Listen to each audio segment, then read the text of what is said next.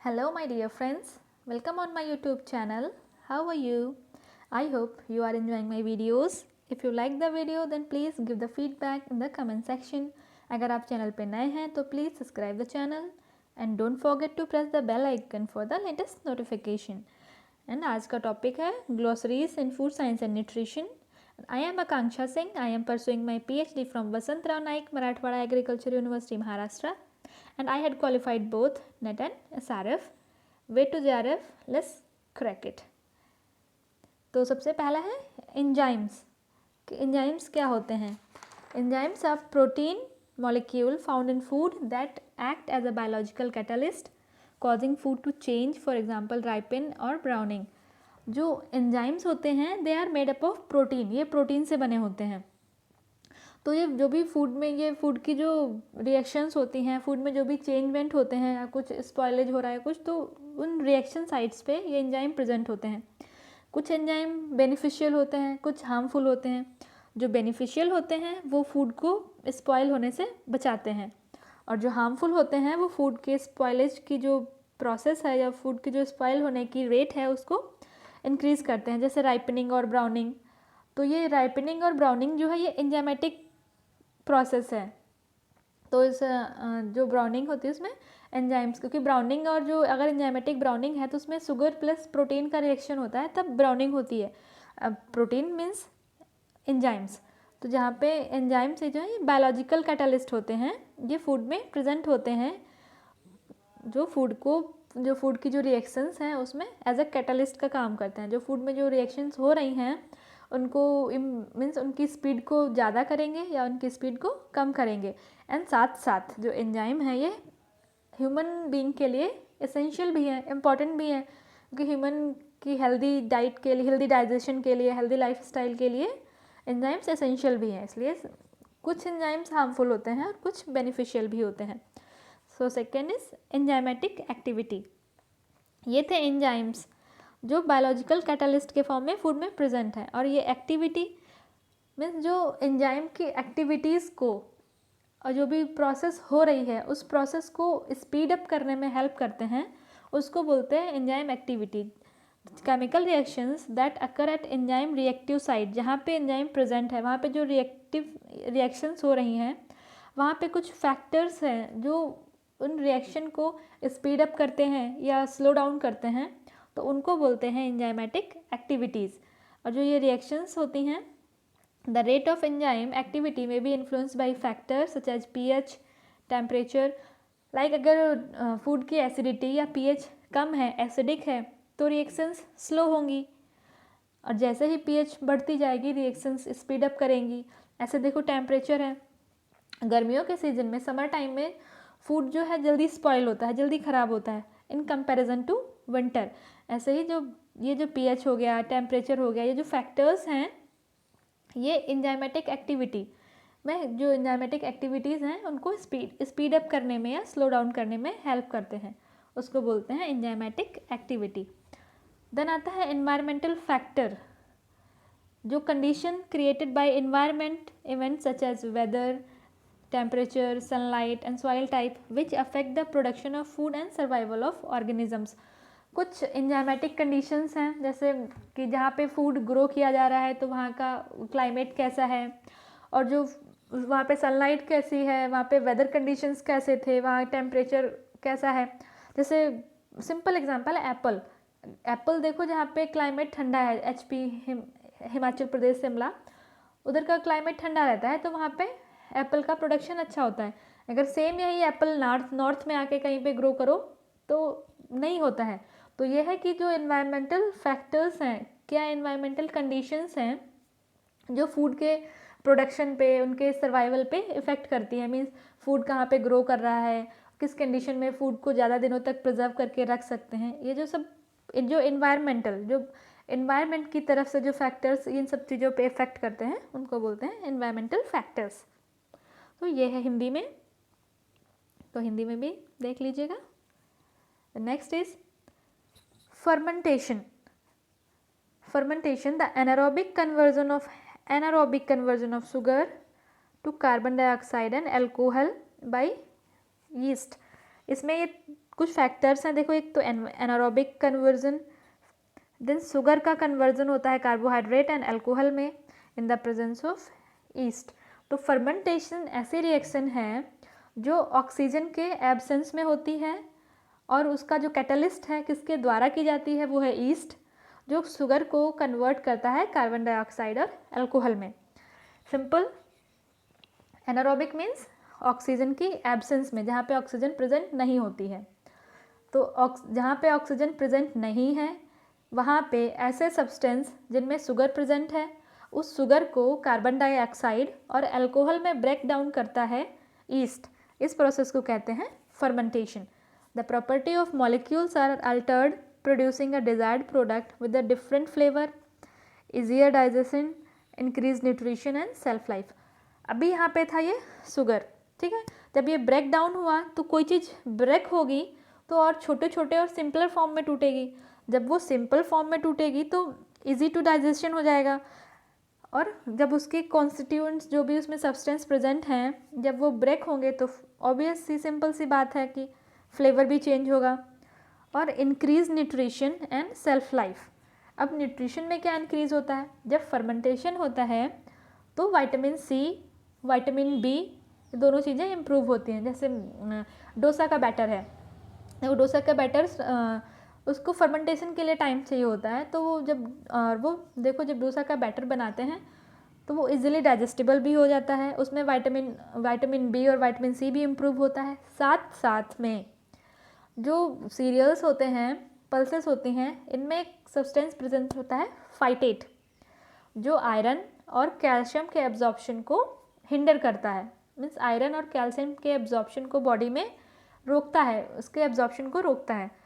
जब फर्मेंटेशन होता है तो फाइटेट जो है, जो प्रेजेंट था फाइटेट सीरियल्स में, वो कम होने लगता है। फाइटेट का जो अमाउंट है वो कम होने लगता है।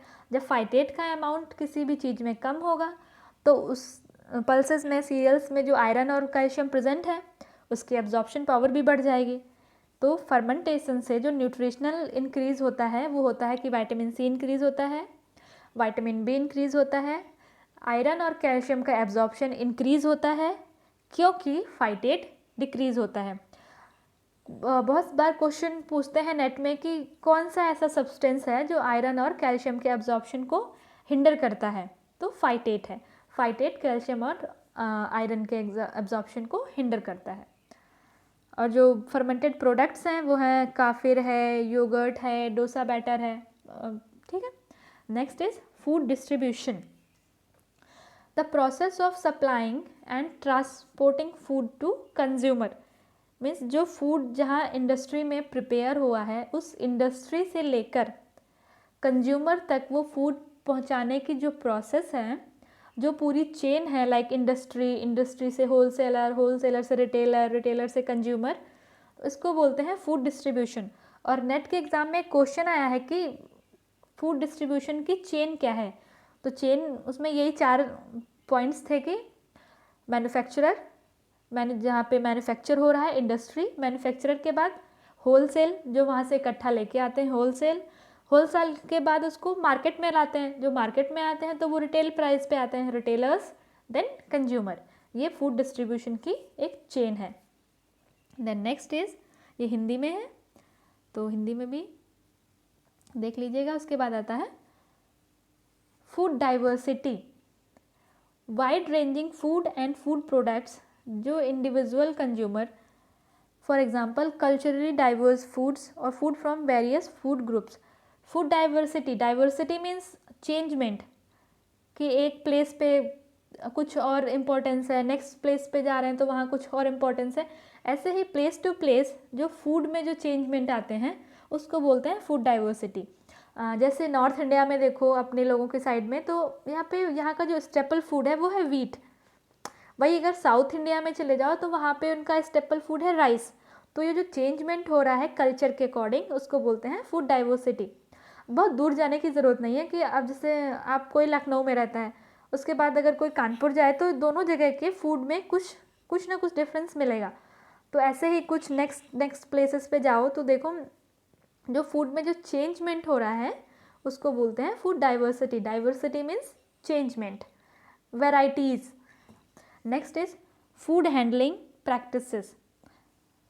Practical working practices which promote food safety. Means food को जो अगर इंडस्ट्री में कहीं पे फूड जो मैन्युफैक्चर हो रहा है या कोई भी वर्क प्लेस जहाँ पे फूड से रिलेटेड कुछ प्रोसेस हो रही हैं, तो उन प्रोसेस में सेफ्टी को इंश्योर करना कि फूड कितना सेफ है, इसको बोलते हैं फूड हैंडलिंग प्रैक्टिसेस. उसके बाद आता है फूड हाइजीन. ये भी फूड प्रैक्टिस हैंडलिंग प्रैक्टिस से थोड़ा सा रिलेटेड है. यहाँ पे भी सेफ्टी को इंश्योर कर रहे हैं और यहाँ पे भी हाइजीन मीन्स सेफ्टी, यहाँ पे भी सेफ्टी को इंश्योर कर रहे हैं कि फूड सेफ है या नहीं. The practice of cleanliness in relation to food and food manufacturing facilities.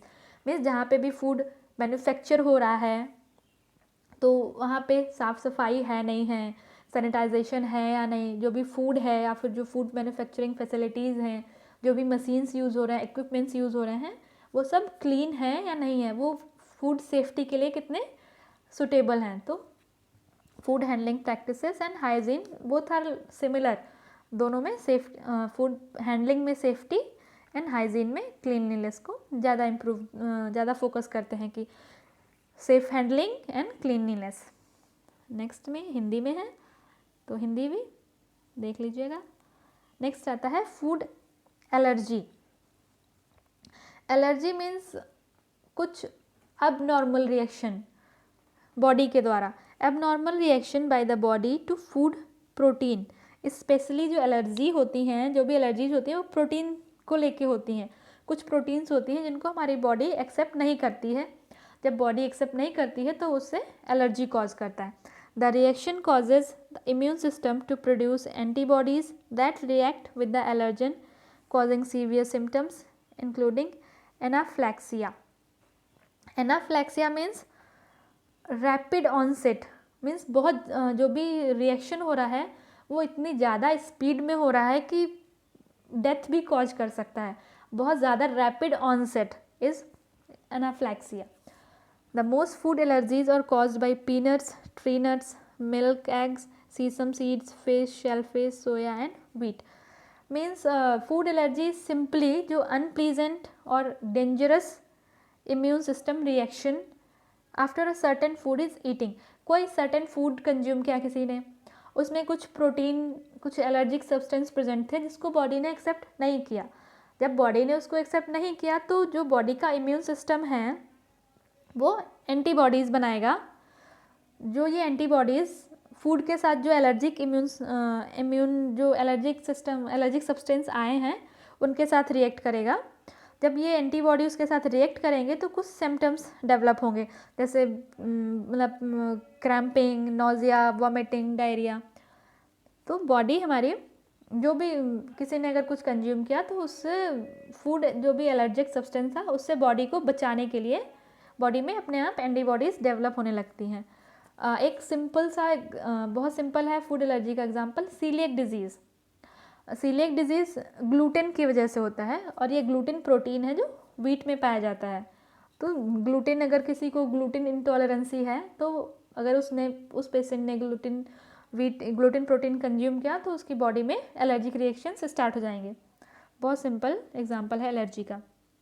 Then आता है food poisoning. Food poisoning illness caused by consuming food that has been contaminated by chemical, viruses or any other pathogenic microorganism.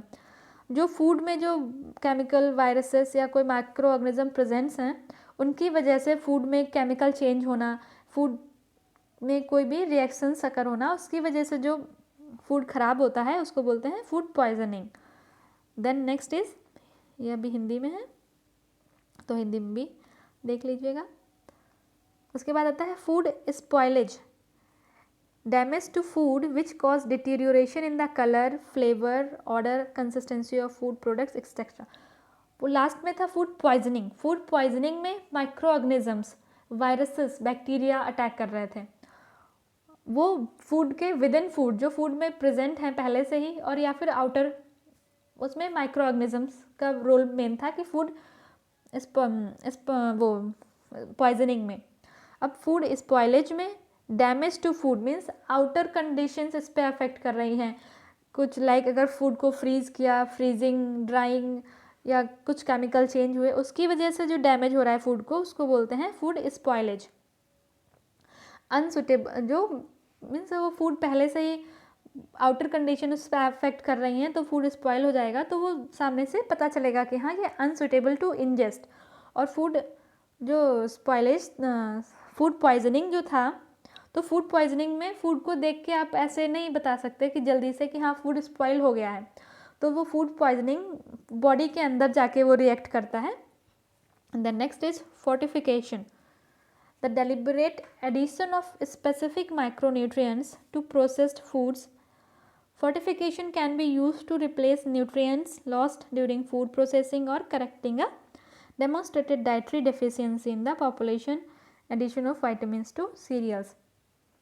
Food fortification, simply इसको बोलते हैं food enrichment.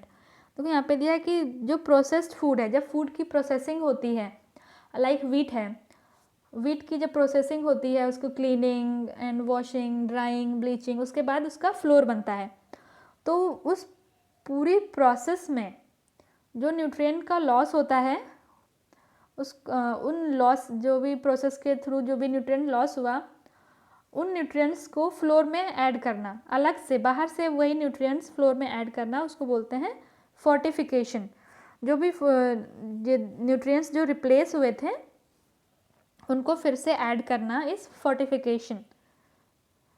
जैसे iodised salt है, उसमें iodine fortify करना, iron fortified floor है, तो ये होता है फोर्टिफिकेशन। मीन्स फूड की प्रोसेसिंग में जितने भी न्यूट्रिएंट लॉस हुआ है, उस न्यूट्रिएंट को फिर से फुलफिल करना is simply fortification. The next, ये भी हिंदी में है। Thank you. ये मेरा फेसबुक पेज है, आप मुझे यहाँ से कांटेक्ट कर सकते हैं।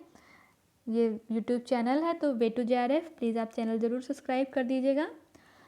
अगर वीडियो आपको पसंद आई हो तो उसको लाइक करें, चैनल को सब्सक्राइब करें और वीडियो को अपने फ्रेंड्स के साथ ज़्यादा से ज़्यादा शेयर करें। तब तक के लिए थैंक यू। और हाँ, इसकी एक प्लेलिस्ट है, ये सेकेंड पार्ट था, पार्ट 2 है ग्लॉसरी का, पार्ट 1 पहले आ चुका है, तो उसका लिंक डिस्क्रिप्शन बॉक्स में दे दिया है, और अलग से प्लेलिस्ट भी है, तो आप वो प्लेलिस्ट का भी डिस्क्रिप्शन में लिंक दिया है, तो आप वो भी चेक कर सकते हैं। मिलते हैं नेक्स्ट वीडियो में, तब तक के लिए take care, bye bye, stay home, stay healthy, thank you.